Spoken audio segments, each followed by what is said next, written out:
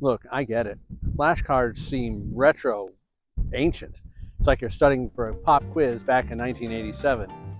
But if you're learning Chinese, flashcards may just be your new best friend, and unlike your iPhone, they won't suddenly open up TikTok in the middle of class.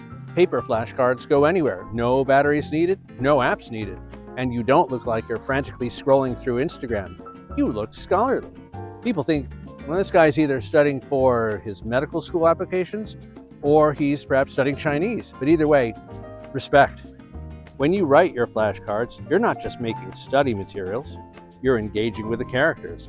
Even if your handwriting looks like a confused spider ran through an ink pad, it's still writing practice.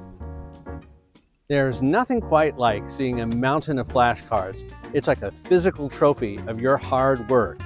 No one ever flexed their Anki stats to impress anyone, but this stack, that's impressive. Even if your friends don't know a word of Chinese, they can still help you review.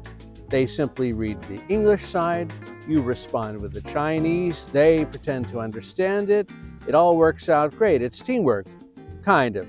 It's better if they know a little Chinese. Walking and reviewing your flashcards, making sentences in Mandarin out of the words, that's elite level multitasking.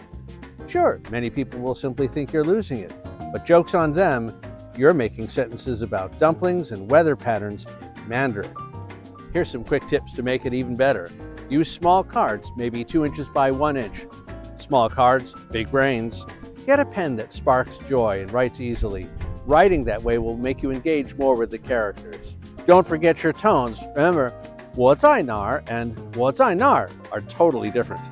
In a world of AI and spaced repetition, sometimes good old paper flashcards are a power move. Flashcards won't crash, they won't run out of battery power, they won't distract you, and they might just help you conquer Chinese one tiny rectangle at a time. If you like this video, don't forget to like and subscribe to get more content like this. 我们一起加油吧! I'll see you in the next one. 再见.